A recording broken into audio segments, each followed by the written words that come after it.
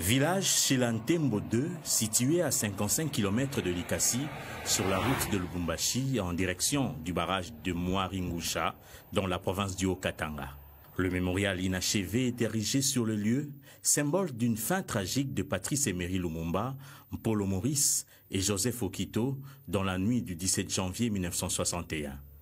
59 ans après, les impacts de balles restent encore visibles sur cet arbre sur lequel furent exécutés le héros national Lumumba et ses deux compagnons.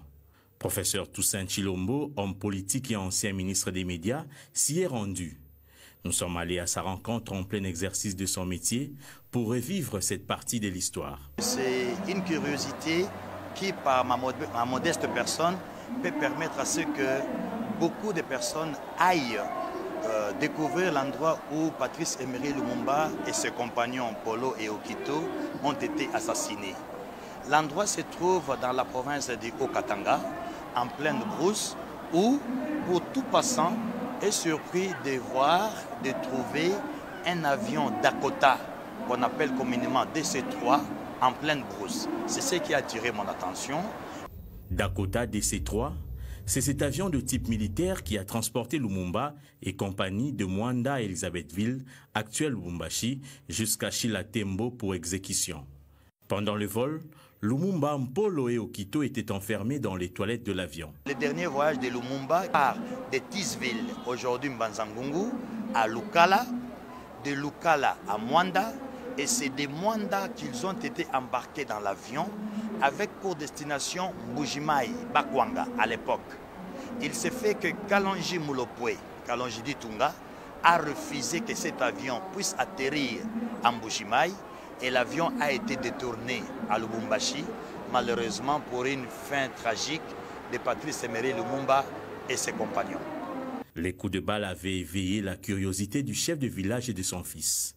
Et c'est le lendemain qu'ils vont faire une découverte macabre. Le chef du village de l'époque, M. Capitaine, avec son fils de 18 ans, qui était dans les parages la nuit du 17 janvier 1961, qui ont entendu le coup de feu.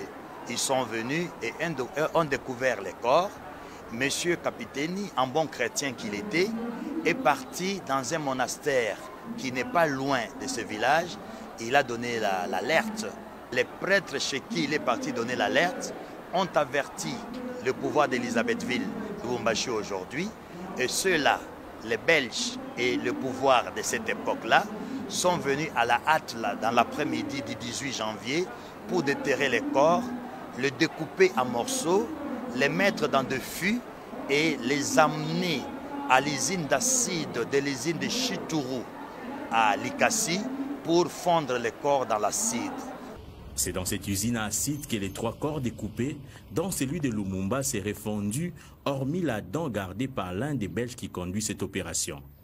Les villageois ont levé l'option de rendre hommage à la mémoire de Lumumba avec une tombe de fortune érigée depuis 1961. C'est juste à côté qu'est enterré le fils du chef du village de Chilantembo 2, l'une des personnes qui aurait répandu la nouvelle. L'avion, l'arbre, le mémorial inachevé demeurent encore sur le lieu. Un lieu moins connu du grand public, pourtant renfermant une partie de l'histoire de la République démocratique du Congo.